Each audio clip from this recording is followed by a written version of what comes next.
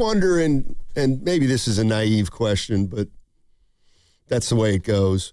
If LeBron and Curry had devoted as much time to soccer as they did to basketball, would they be the two best soccer players in the world? I wouldn't put it past either one of them. Yeah. And we could See, I don't think they would. LeBron? No. Wow. I think they'd be good, but now I'm asking what keeps them from being where I think they could be? Because if, let's say, pick a country that's got better soccer than the United States. Italy. So, yeah. Okay, Italy. Yeah. Even though they weren't in it this year. But let's just, whatever, a team.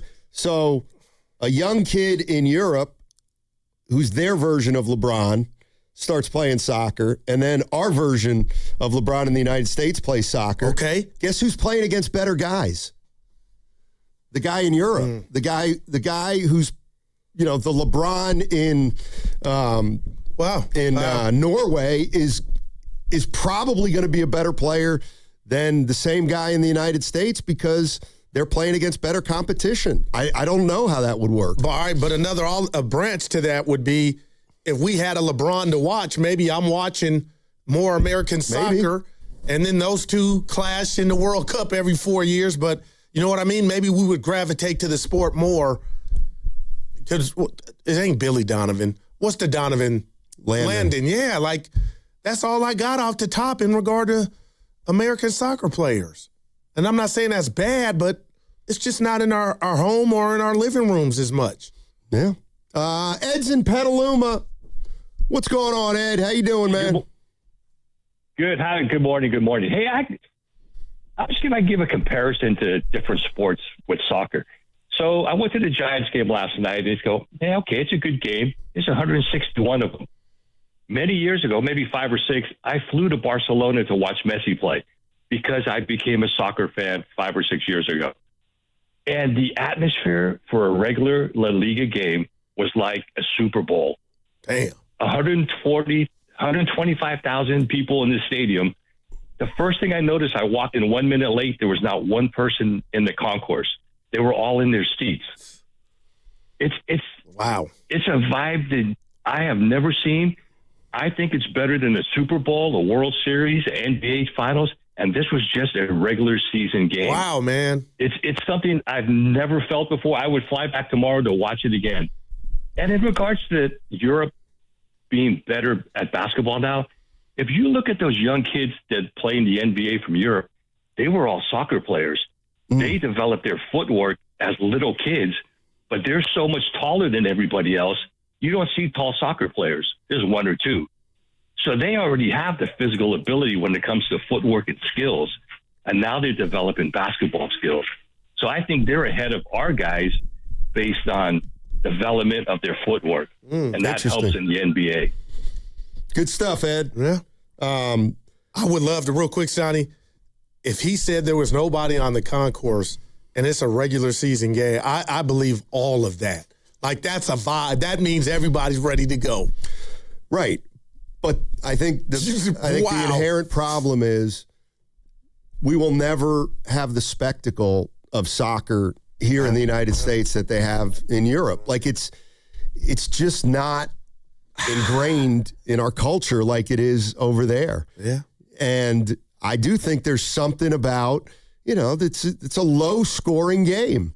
We're not crazy about that in America. We're not crazy about guys playing 90 minutes, going up and down the field, and there's only one or two scores. Like, we don't know how to appreciate that. It's just not. Aren't we doing it with the Sharks a little bit, though? I know it's less than 90 minutes, but, we appreciate good hockey game, 3-2, 2-1, sometime 1, Well, and I would say that, and hockey's a niche sport, too. But I do think that, like, the pageantry, I don't think we'll ever be able to match because it's not our sport. Like, we just don't have the appreciation for soccer that other countries do, where it's been embedded in their society for So we're too far behind to make up that gap. That's why you said it hit me our lifetime. But I don't think we're ever going to make it up. That's incredible. Because man. That's incredible. Sport's not, I got you. It's just not ever how is it going to be embraced more than any other sport in the United States? Yeah. Soccer. Because I've been hearing forever, soccer's growing, and it is growing, but it doesn't mean that we're able to put an elite team out there against other countries. Let's go to Josh is in Santa Rosa. Hey, Josh, how you doing, man? Hey, I'm good. How are you guys? Doing well. Hey. Good. Hey, love you guys. Thanks for having me on. Sure. Big topic. Couple things.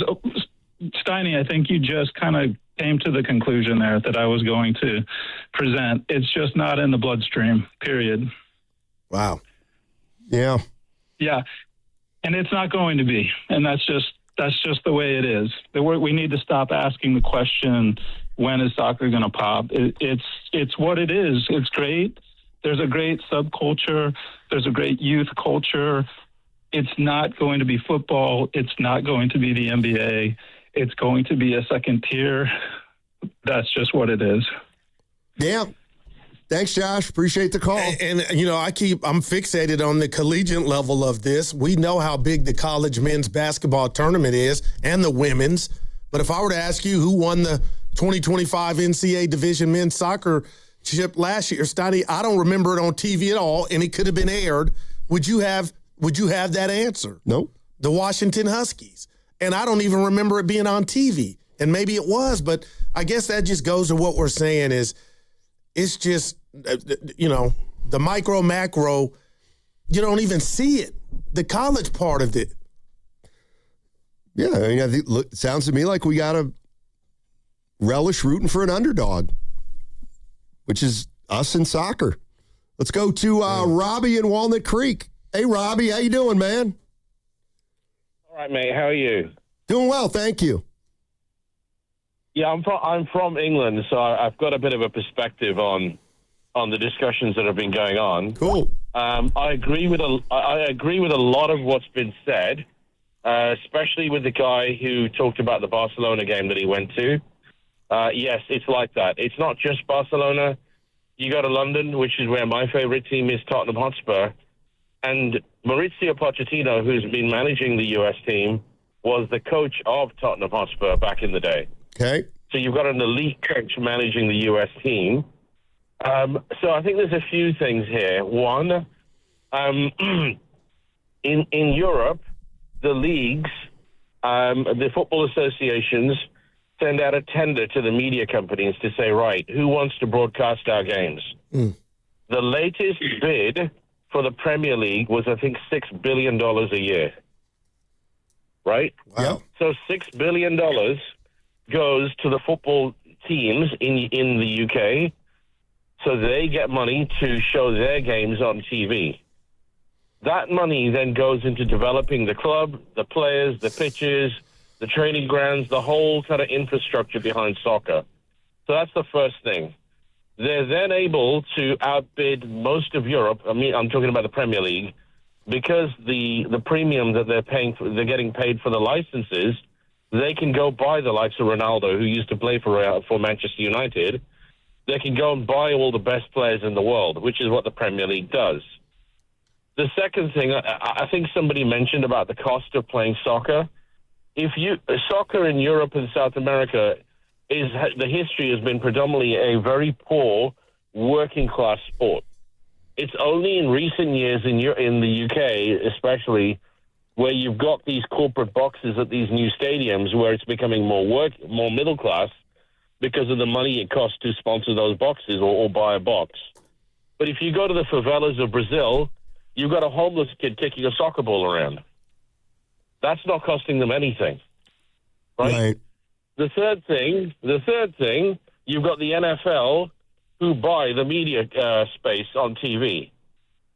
So MLS hasn't got a chance. That is happening, right?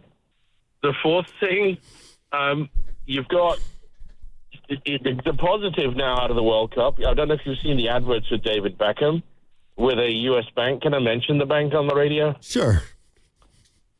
Bank of America. So they're doing an advert on TV, and Bank of America is saying, we're going to sponsor a soccer team to try and pay or subsidize to have a soccer team in every school in the country.